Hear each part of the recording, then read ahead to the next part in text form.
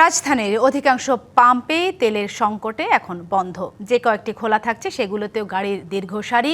চালকরা বলছেন তেলের জন্য দীর্ঘ অপেক্ষায় নষ্ট হচ্ছে কর্মঘণ্টা। এদিকে জ্বালানি মন্ত্রণালয় তেলের পর্যাপ্ত মজুদ রয়েছে এবং সরবরাহ স্বাভাবিক বললেও পাম্প মালিকরা বলছেন গ্রাহকদের চাহিদার তুলনায় পর্যাপ্ত তেল পাচ্ছেন না তারা।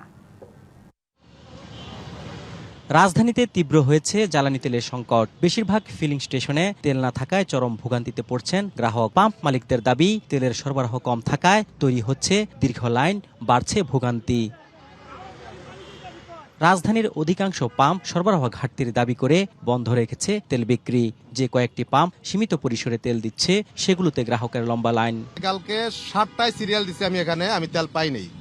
তাদের কাছে আসলাম, তারা বলল যে আমরা 6 ঘন্টা সিরিয়াল দিয়ে ডিপু থেকে 9000 লিটার তেল আনছি, আমরা যে পর্যন্ত দিতে পারছি এ পর্যন্ত দিছি।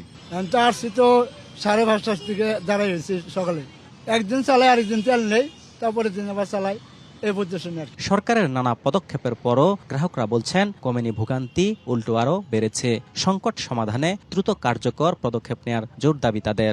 1000 টাকার করে দিলে হতো আর কি, কিন্তু বাট 500 টাকা দিচ্ছে, এটা আর আমাদের হচ্ছে না। অবদা বিদ্যুৎ ভবনের পিছন থেকে শুরু হয়েছে লাইন। এখন এখান থেকে আমরা ইত্তেফাক মোড় ঘুরে, ব্রাদার্স ক্লাব ঘুরে আবার মধুমিতা হয়ে পরে পেট্রোল পাম্পে আসতে হবে। 200-র বেশি সার্ভিস ও ফিচারে লেনদেনের সব বিকাশ অ্যাপে সম্ভব।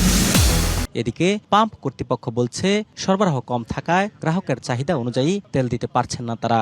ডিজেল আর অকটেন যেটা ছিল আমার হাতে, এটা গতকালকেই রাতের ভিতরে শেষ হয়ে গেছে। বিশেষ করে অকটেনটা আগে শেষ হয়েছে। পেট্রোল সামান্য কিছু আছে আমাদের, যেটুকু আছে আমরা কাস্টমারদেরকে দিচ্ছি।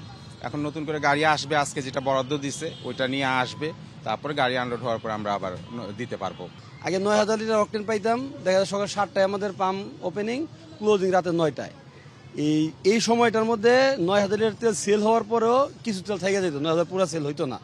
আর এখন গাড়ি আসছে 11টা বা 12টায় আসে গাড়ি, খালি করে শুরু করি 5 থেকে 6 ঘন্টায় আমাদের তেল শেষ হয়ে যায়। এদিকে তেলের পর্যাপ্ত মজুত রয়েছে জানিয়ে জ্বালানি মন্ত্রণালয় বলছে দেশে জ্বালানি নিয়ে উদ্বেগ থাকলেও সরবরাহ স্বাভাবিক রয়েছে।